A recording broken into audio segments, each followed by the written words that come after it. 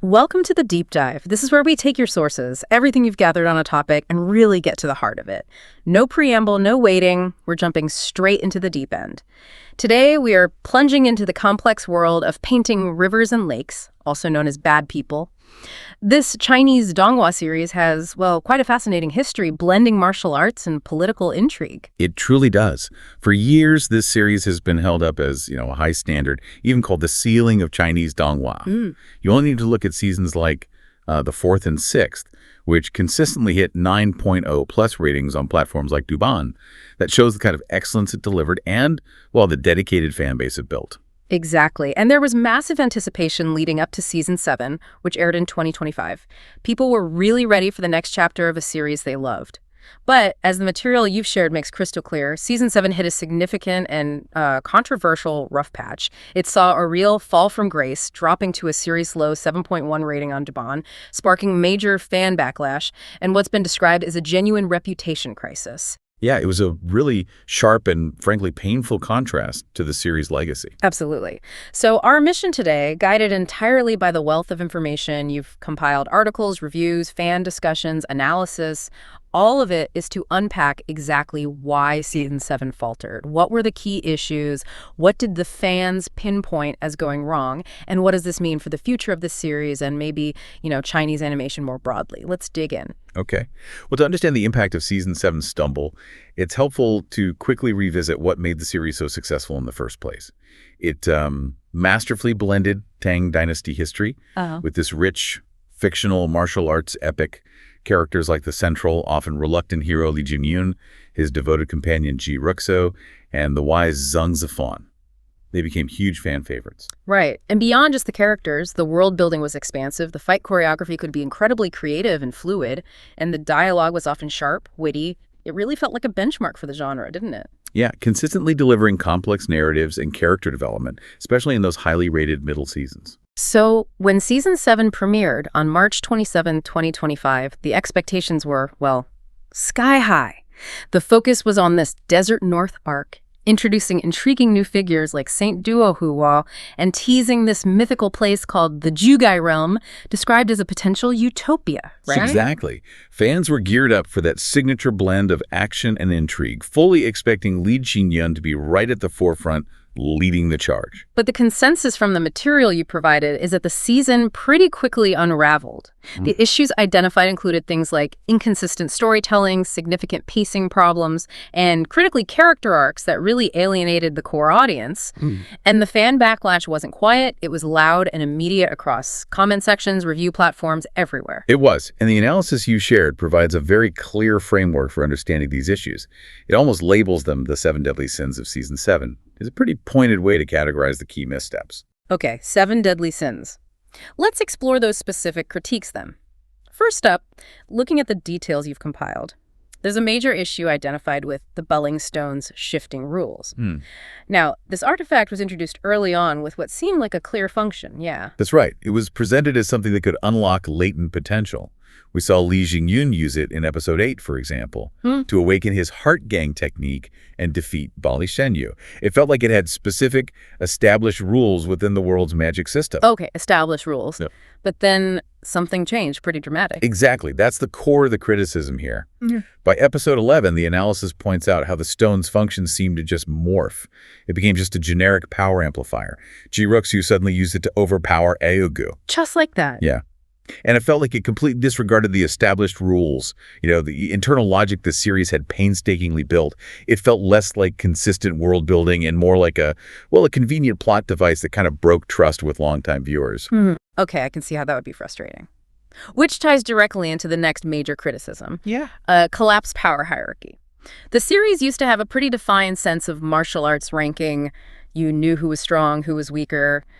Xingyun at Great Heaven, Ji Ruxo at Middle Heaven, stuff like that. What happened in Season 7? Well, this is where the inconsistency really seemed to frustrate fans, based on the sources. Ji Ruxo, after supposedly mastering this Juyu Suantian divine technique, was suddenly shown matching or even surpassing Aogu. Aogu, who was built up as the Desert North's top fighter. The very same.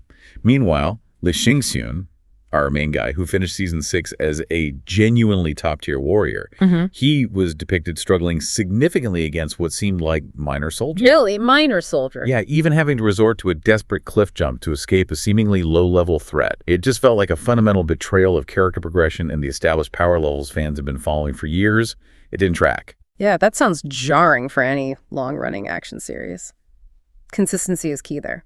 Okay, moving on to sin number 3 in this framework. Betrayed character identities. This suggests that some characters felt fundamentally different from who they were supposed to be. Yes, exactly. This critique highlights characters undergoing shifts that felt unearned or just inconsistent with their established personalities. The analysis often points to Elle Gen as a prime example. She started as this somewhat naive martial enthusiast with a strong sense of honor, and then suddenly transformed into a ruthless killer, even slaughtering her own people. The sources mentioned fans went so far as dubbing her Jack the Ripper because this sudden violent shift felt so out of character. Wow, Jack the Ripper, that's intense. And Jiang Chen, the corpse ancestor, she faced similar criticism. She did.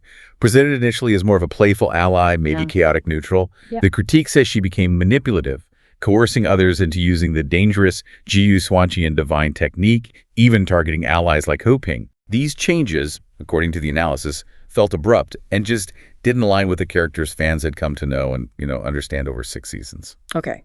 Now, perhaps the critique labeled the most divisive choice identified in the material you've provided. Sin number 4. A protagonist reduced to a spectator. What happened to Lee Shen-yun? Ah, yes. This is a central, maybe the central point of frustration for many. Lee Shen-yun, the main character of the entire series, was described as being inexplicably sidelined. Sidelined? How so? The analysis points to him becoming primarily a reactive figure. He was often limited to simply observing events, sometimes literally just shouting corpse ancestor or showing curiosity about what other characters were doing, but not significantly driving the plot himself. So not taking action. Much less action, much less agency. His diminished role was particularly evident in the finale. He gets wounded by the possessed Jiang Chen and is even mocked by Duoku Huo. Many fans felt he was basically relegated to being a tool in other characters' stories rather than leading his own. Oof.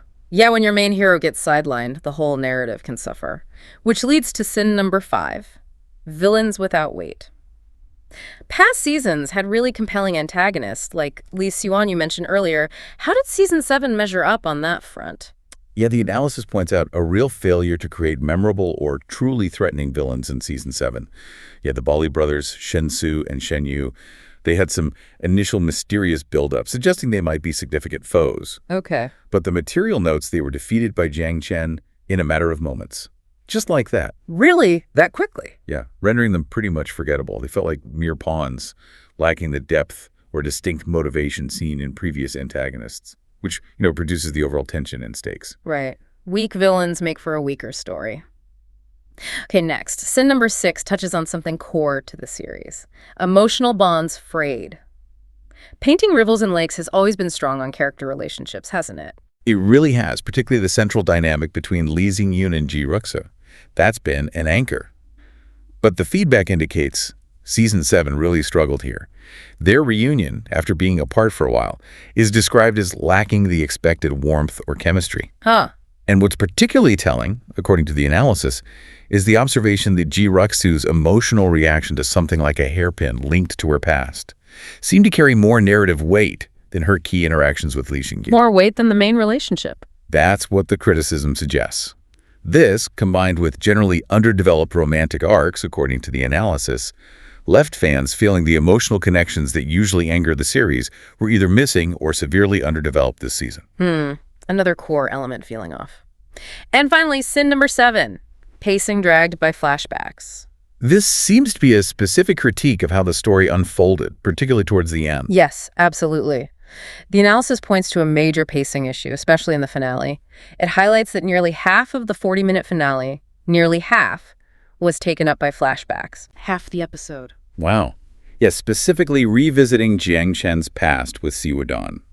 And the material notes that these weren't even entirely new scenes. They were often recycled bits from episode 7 with only minor changes. So not adding much new information. Apparently not. And the effect was that it actively slowed the narrative, preventing key climactic resolutions. And it felt to many viewers like a stalling tactic rather than meaningful storytelling, just padding out the runtime. Okay, so these 7 points paint a pretty clear picture of some fundamental missteps in writing, character handling, and structure. And central to a lot of the narrative problems, it sounds like, was this whole Jigai enigma. Definitely. Jigai was built up throughout the season as the narrative linchpin, right? This mythical location described as a conflict-free paradise. Jiang Chen's entire quest, driven by that promise to see Yudan, revolved around opening its gates. It fueled her risky deal with Duoku Huo, her pursuit of the Baling Stones. Everything seemed to point toward Jigai. Right. And there was a lot of speculation about what it actually, a place of power, maybe an illusion, a longevity secret. What did we find out? Well, that's the thing. The analysis points out that the finale offered basically no answers. No answers at all. Pretty much. The gates open to what looks like just a dark void. Jiang Shen emerges immediately without entering and is instantly possessed. That's it. That's it. The consensus from the sources is that this felt like a complete narrative dead end. The critique notes that fans were left feeling cheated, which led directly to that blunt label you mentioned, the Jjigae scam. Jjigae scam. Wow. It sounds like maybe there was an attempt at something deeper, though. Some philosophical idea behind it. The material does suggest that, yeah. Yeah. The idea of Jjigae perhaps symbolizing the release of obsession for Jiang Chen, or maybe a journey towards inner peace. Her final moments in that reimagined snowstorm illusion with Si Yudan could be interpreted as touching on Eastern notions of breaking karmic cycles or spiritual redemption. However, the overwhelming feedback, the consensus in the analysis, is that the rushed pacing and lack of clarity completely diluted this theme. It made it really difficult for the audience to grasp or connect with whatever philosophical point they might have been trying to make. The potential depth was just lost in the execution. Right. Execution matters. Okay, so it's clear a lot went wrong, but looking through the material you provided, there were some mentions of bright spots in the character arcs, despite the overall issues. Some parts did resonate with viewers. Absolutely. It wasn't all negative. Jiang Chen, for example, despite some of the inconsistencies we talked about, she is highlighted in the analysis as providing the emotional core for Season 7. Her centuries-long quest, driven by that deep promise to see Yudan, it made her a complex figure. Flawed, certainly, but also sympathetic. Her risky choices, the deal with Duoku Huo, her eventual position late, it was a compelling subplot for many. And that final reimagined snowstorm scene, even with the flashback issues surrounding it, is noted as a genuinely poignant resolution for her character's journey. Okay, so her story arc landed for some viewers, and the dynamic between Yinggu and Aogu also stands out in the sources. It really does. The analysis points to this duo delivering some of the most emotional moments of the entire season. Yeah. You had Yinggu carrying the heavy burden of this unstable technique, while Aogu emerged as this almost childlike alter ego that brought moments of genuine levity but also deep pathos. Right. The description of Aogu's heartbreaking sacrifice, choosing to essentially die herself rather than force Yinggu into killing her, allowing traces of her warmth and personality to remain within Yinggu, that's highlighted as particularly impactful. That sounds powerful. It was. The butterfly metaphor used there was also noted as a touching detail. Now, the feedback acknowledges that the rushed pacing probably lessened the full impact it could have had, but it still showed the series' potential for strong emotional storytelling when it was focused. But even with these successes, these bright spots, the marginalization of Li Xingyan remain, as you said, the main divisive point, really undermining expectations for the central hero. That disconnect, yeah, it was hard for many longtime viewers to get past. It overshadowed the good parts for them. And that leads us directly back to the intense fan backlash you mentioned earlier. The feedback was overwhelmingly negative across platforms. It was significant. And a key accusation identified in the analysis, a really prominent one, was that the creative team seemed to prioritize the female characters, specifically Jiang Chen, Yinggu, Aogu, and Duoku Huo, over the development and agency of Li Xingyan. Okay. This led to a critique from a vocal segment of the fan base who felt the show was shifting from what they described as a male frequency donghua towards a female frequency one. Right. I remember seeing that term in the sources. Yeah, and the feedback points out this wasn't just about the presence of strong female characters. The series has always had those, like Ji Ruk-soo. But it was a perceived shift in narrative focus and priority that alienated core fans who felt Li Xingyun's story, the story they signed up for, was being sacrificed. Interesting distinction. And there was also criticism about certain narrative tropes feeling out of place. Yes, exactly. The introduction of possession, particularly Duo Kuwu taking over Jiang Chen's body, was seen by some fans, according to the analysis, as a trope more common in, like, cultivation donghua, rather than a martial arts series like painting rivers and lakes. So it felt jarring. Jarring, yeah. Didn't quite fit the established world rules for them. And as we discussed, the heavy reliance on recycled flashbacks in the finale was a major point of flashback frustration. People felt cheated out of a proper climax. This discussion about male frequency versus female frequency, it touches on a broader cultural context in Chinese animation, doesn't it? It does seem to. The material notes that the increasing focus on strong, complex female characters reflects broader trends in Chinese donghua production, which many see as positive. However, in this specific case, for a series with roots deeply tied to a male protagonist and his journey, this perceived pivot, according to the fan feedback you shared, alienated core fans. It's a contrast to earlier seasons which seemed to maintain more of a balance, where female characters like Ji Ruxu were central and powerful, but clearly complemented Li Xingyun's journey, rather than, in the view of these critics, overshadowing it to the detriment of the main plot. A tricky balance to strike, especially with an established fan base. So looking ahead then, Season 7 didn't exactly end quietly. It finished on a pretty significant note with the destruction of Empress Zhang's Fengxiang city. Right, that cliffhanger left the city in bloody ruins. And the material you provided details the lingering questions about who was responsible. Theories circulating among fans included remnants of Tang Wenhao seeking revenge, or maybe Xi Jinping pursuing his own ambitions. Lots of possibilities left open. And there are definite clues embedded in that ending pointing towards Season 8, right? Things to follow up on. Absolutely. Ji Ruxu is shown holding the Empress's Qiwang sword, which is a big deal. And she's given the mission to retrieve the Bailing Stone. Yes, the same inconsistent stone from Season 7. It's back. It's back.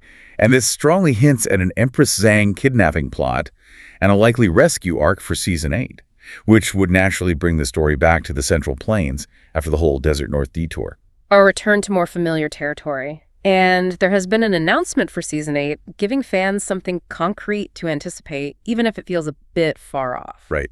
Season 8 is officially announced for 2027, and importantly, under a new director, Xu Yucheng. A new director. Okay, that's significant. It is. And the teaser materials and circulating information suggest that return to the Central Plains is happening. We might see the return of Zhang Zifan and Lu Lingsuan, who would become emperor and empress back in Season 6. Oh, that would be big. Yeah, potentially anchoring things again. The focus seemed to be on rescuing Empress Zhang, and Xi Jinping is being positioned as a potential key antagonist, which would reintroduce that political intrigue element the series is really known for. Okay, so on paper, that sounds like a potential course correction, bringing back familiar faces, focusing on rescue and politics. But the feedback suggests expectations are, shall we say, tempered. Definitely. The 2-year wait is long, and combined with the significant fallout from Season 7, it means expectations are described as cautious but hopeful. Fans want the series they loved back, desperately, but they're understandably wary after the roller coaster of the previous season. Trust needs rebuilding. So, based on all the critical feedback you've analyzed from the sources, what are the absolute key lessons Season 8 must learn from Season 7's missteps if it wants to win back those fans? The analysis is really very clear on this. Number 1, paramount. Restore Li Xingyun's agency. He needs to be the active protagonist again, driving the story. Got it. Lead character needs to lead. Exactly. They also need to clarify lingering mysteries like Zhugai, assuming it's even relevant to the next arc, or just decisively move on. No more loose threads like that. And find a better balanced character arcs, so side plots, even compelling ones, don't completely overshadow the main narrative and the main character. Makes sense. The potential return of established popular characters like Zhang Zifan and Lu Lingsuan could really help provide stability and anchor the narrative, give it that familiar feel.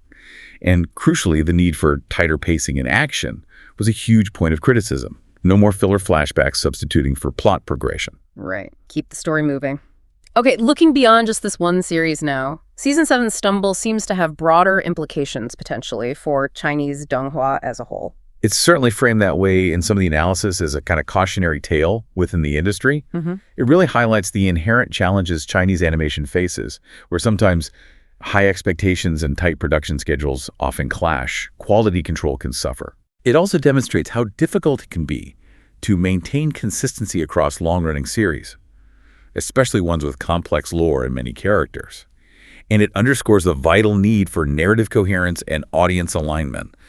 You have to stay true, fundamentally, to the core identity that built your audience in the first place. You can evolve, but you can't betray the foundations.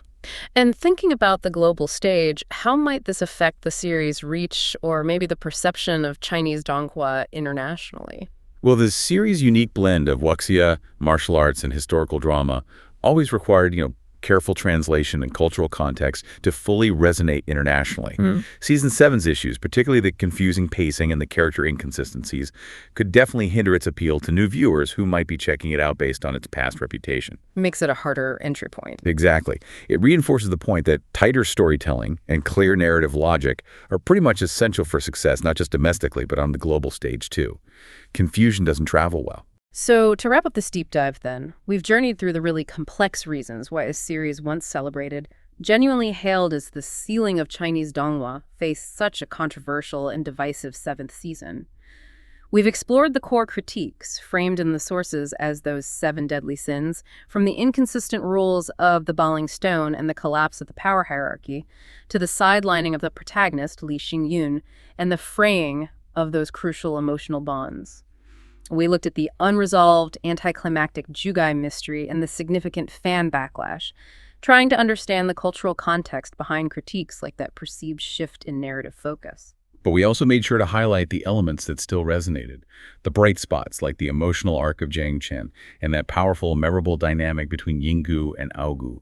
Those showed the potential was still there. And we've laid out the hints and the hopes for Season 8, the potential for redemption under a new director, and the critical lessons the new creative team absolutely needs to apply based on this, very difficult chapter. It certainly leaves a lot to think about, doesn't it? As creators work on these long-running, beloved series and they try to push boundaries or introduce new elements, what responsibility do they really have to the established expectations and the foundational elements that built that passionate audience in the first place? And maybe even more pointedly, what does it mean for a story when its core mystery, the thing built up over an entire season, is ultimately dismissed and labeled a scam by the very fans who are most invested in seeing how it played out? Yeah, those are big questions. Questions that resonate far beyond just this single series, I think. Indeed. Well, thank you for providing all the material that allowed us to take this deep dive into the complexities of Painting Rivers and Lakes Season 7.